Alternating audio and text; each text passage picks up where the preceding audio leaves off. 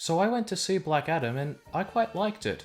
It wasn't quite what I expected. It wasn't really funny, and by that I don't mean it tries to be funny and fails. I mean it doesn't try to be funny. There's some comic relief moments, as pretty much all superhero films have, but it's not a comedy. I just thought, being a follow-up to Shazam and starring Dwayne Johnson with Jumanji and everything, I thought it would be geared towards comedy, especially with the direction they took with Shazam. Granted, Shazam didn't really know what it wanted to be. It feels like tonally that was a massive shift. Is this a horror movie or a kid's movie? Both. Sometimes when I feel like it, I don't know. Maybe you should, pick a thing. No. Well, okay then. Anyway, this is going to be a spoilery review. Just know that I would give it a light recommendation if you're following the DCEU or you like Dwayne Johnson. Yeah, go check it out. But yeah, I thought this would be a comedy. Having watched Shazam, I thought it would be about a teenage boy that transforms into Dwayne Johnson, which is the plot of Jumanji. But instead, Dwayne Johnson transforms into Dwayne Johnson. So our hero's story begins in Kandak, an ancient Middle Eastern nation under the iron fist of King Akton.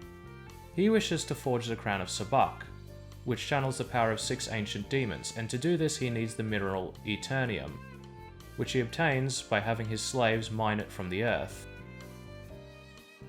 The people lack the unity to stand up to King Akton, but a young boy takes a stance against the slave drivers and creates a symbol. He is sentenced to death, but the Wizard Council bring him to the Rock of Eternity, where they grant him the power of the gods, different gods from in Shazam. Speaking of different from in Shazam, you might be thinking, 6 demons? Weren't there 7? Well, these demons aren't the sins, they seem to be completely unrelated. The champion confronts the king in his castle, and in what is stated to be an intense battle, with the power of the champion crashing against the power of the crown, King Akton and the champion both disappear. This is our backstory to the world, and it may seem like a fairly generic fantasy story, and it kinda is, but there is a twist later on that at least tries to make it fresh. We'll get to that. Fast forward to the modern day, and Kandak is occupied by a militia known as Intergang, and the people await the champion's return. We're introduced to a young boy named Amon, and his character is established when he denunciates an Intergang member, showing that he is not afraid of them, though maybe a bit rash. Oh, and he's really good at skateboarding. We follow a group of resistance fighters led by Adriana, Amon's mother. They go to a tomb in a mountain to find the crown of Sabak, which turns out to be the tomb of the champion. They find the crown, are ambushed by Intergang, and Adriana utters an incantation to awaken the champion, Teth Adam. One of the Intergang troops demands to see his hands, and Adam grabs him and zap-fries him, showing us that he isn't a pure clean hero like Billy Batson. Like, damn, the guy's smoldering skeleton drops to the floor. Then we have an action sequence, and Adam shoots lightning through all the Intergang troops. So how are the action sequences? They're decent. How can we make it exciting, they said to themselves? Just use lots of slow-mo. Lots and lots of slow-mo. After the slaughter, it turns out that one of the members of the resistance, Ishmael, was actually the leader of Intergang. This is our villain, and he's, how should I put it, extremely boring. I'll get to that in a bit. But anyway, Teth Adam, being released, gets the attention of the US government, and Amanda Waller enlists the help of the Justice Society to bring him into custody. They think he's dangerous. So we have 4 superheroes introduced in this film who we've never seen before. A bit questionable, but their looks and powers are cool, and the film does enough to make us care about them. We've got DC Doctor Strange, DC Falcon, DC Ant-Man, except he can't shrink. He grows to giant size, so exactly 1/2 of Ant-Man's powers. And Wingirl. Atom Smasher is a bit clumsy, and he has a few comic moments with Hawkman, so he even basically talks and acts like Scott Lang. Dr. Fate is definitely the coolest. He has a helmet that allows him to see the future if he touches or wears it, and he receives a premonition regarding a cataclysm, probably caused by Adam, which kills his friend Hawkman. Anyway, they arrive in Kandak, and a big fight breaks out, and the Justice Society tell Adriana that Teth Adam is no hero, which he said so himself to Adriana. What the Legends of the Champion didn't say is that Teth Adam attacked Akton out of a desire for revenge, not justice. and the battle was entirely one-sided. Acton didn't actually get to use the crown. Adam's rage almost destroyed Kahndaq, and after that incident, the wizards sealed him away. Hey, where did the 7 deadly sins come from? Never explained. Since the wizard said to Billy, he used his power for revenge, releasing the 7 deadly sins into your world. You'd think the film would have showed us what the sins were all about, but no, they're never even mentioned. Hey, why am I wearing headphones? Like, I'm not listening to my voice right now. Anyway, I'm not re-recording, so skipping ahead, Ishmael reveals that he's evil, kidnaps Amon. Amon tries to escape the bad guys with his skateboarding skills. It's kinda silly, but it's kinda cool? I don't know. He gets captured and Adam goes to save him. Adam says, drop him, and Ishmael goes, poor choice of words. How many times have you heard that? Like, I've heard it in The Dark Knight. Let her go. Very poor choice of words. Sonic Lost World. Drop the critters, Eggman! If you insist. Get Smart. A fairly random collection of media, but it does go to show how overused that quip is. And we get a fairly noteworthy fight scene between Adam and Hawkman, with Dr. Fate sipping tea. That's kind of amusing. Adam, Adriana, and the Justice Society confront Ishmael at his hideout, with the crown in their possession. He has Amon with him behind an energy barrier powered by Eternium, which even Adam can't break. He then reveals that he's Acton's descendant. Ooh.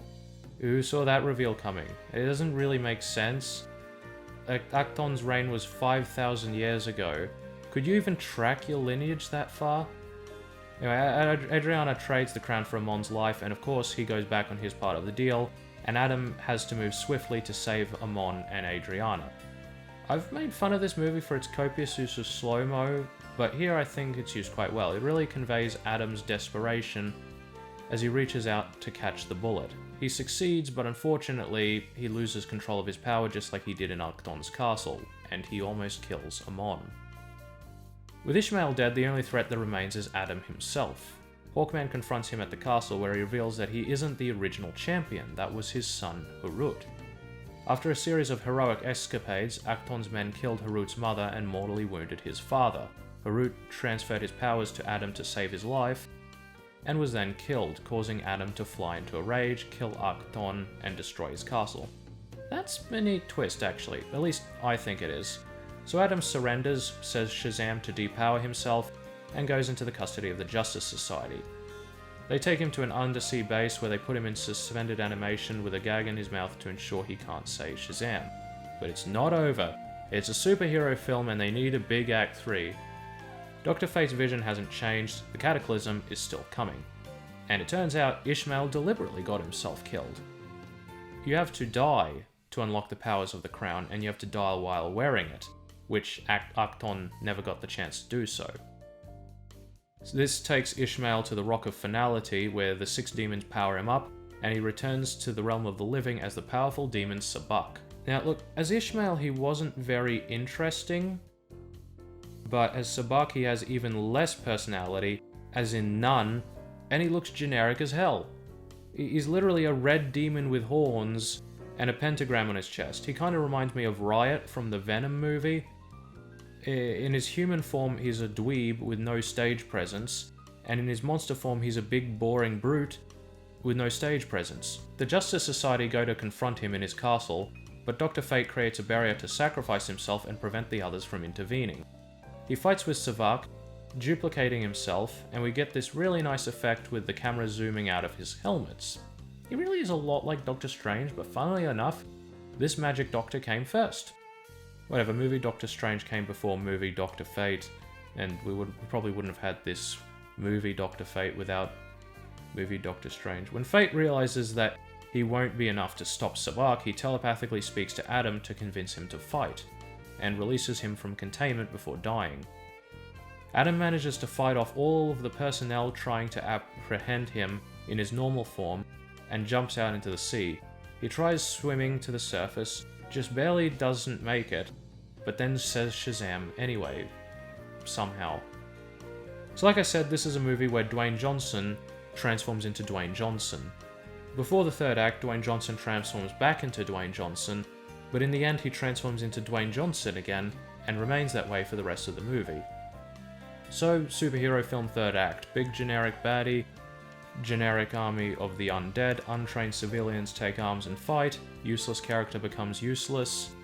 Pretty standard stuff. One thing that is quite well done is when it looks like Hawkman is killed, like in Dr. Fate's Premonition, but it turns out it was actually Hawkman using the helmet to cast an illusion, and then he duplicates himself and throws Sabak onto the throne.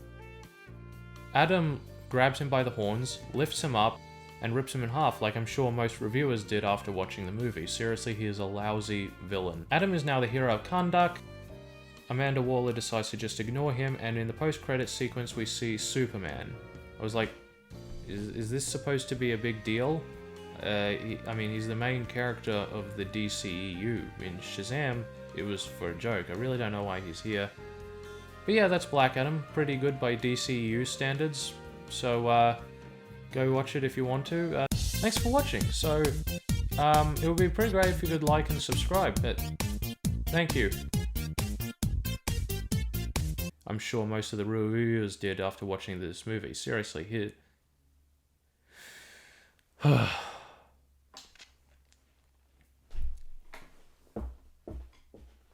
My feet have gone numb. Toes have gone numb.